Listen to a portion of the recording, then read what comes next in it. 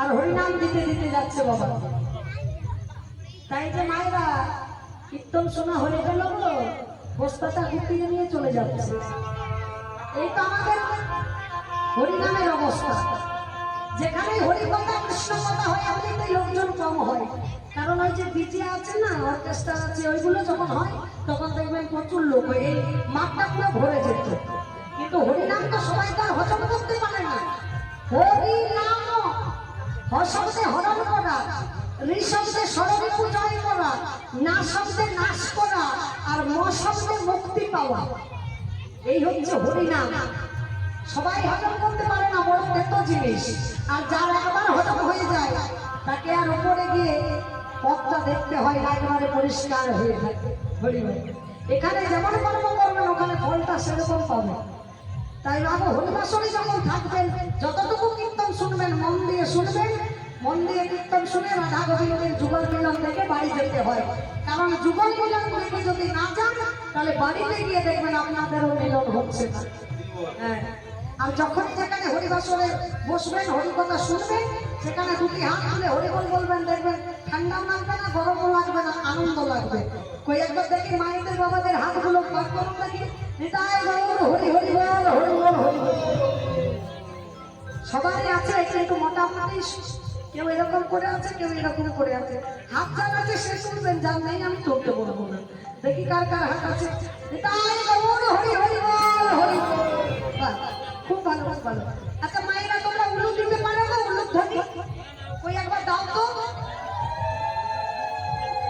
বাহ, সবাই মিলে দিলে আরো ভালো লাগবে, মাঝে মাঝে একটু করে দেবে। হ্যাঁ, তা চলো আমরা সেই মহাপ্রভু যখন নাম দিতে দিতে যাচ্ছে, আজকে যাকে দেখতে পাচ্ছি বাবা ঝাড়খণ্ড প্রদেশবাসীকে নাম দিতে দিতে যাচ্ছে, তাই কি গাইছে জানেন? মুখে বলছে, মুখে কি বলছে? ভজ নাম যত নাম লহ নাম।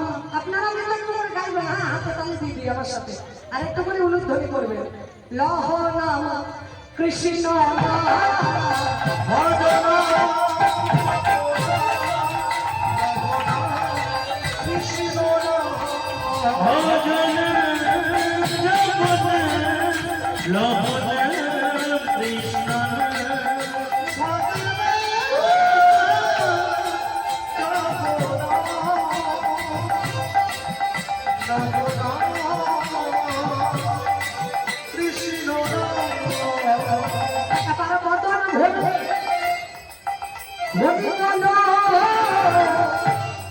গাওরে কৃষ্ণ না তোমরা বাবা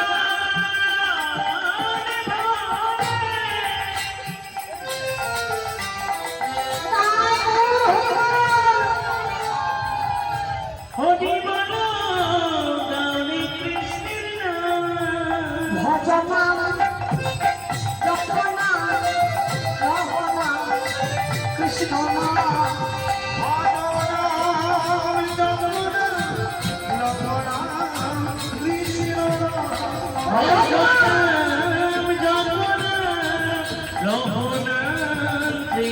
না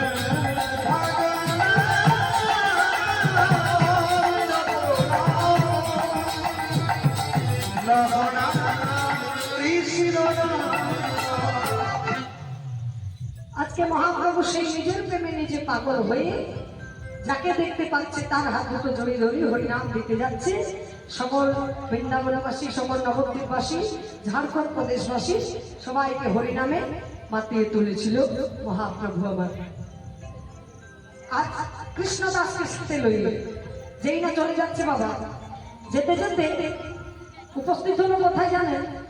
উপস্থিত হলো ওই যমুনার তীরে। সেই যমুনার তীরে যেই না উপস্থিত হয়েছে, কৃষ্ণদাসকে বলে, কৃষ্ণদাস ওই যে কদম্ব বৃক্ষ দেখা যায়, ওই কদম্ব বৃক্ষ এখনো বেঁচে আছে? বলে হ্যাঁ গো প্রভু, এই কদম্ব বৃক্ষ অমরত্ব লাভ করেছে, এ কোনোদিন মরবে না। এই কদম্ব বৃক্ষ এক যুগ হতে আরেক যুগ পর্যন্ত বেঁচে আছে। সেই কথা শুনে যেই না মহাপ্রভু আমার পূর্বের ভাবটা মনে জেগেছে। আর পূর্বের ভাবটা যখন মনে জেগেছে বাবা, কাহা মোর মাতা, কাহা মোর পিতা, কাহা মোর গোপীগণ, এমনই মাঝারে লুটাইয়ে পড়ালো দাস মাধবয়া কুলম মাধবয়া কুল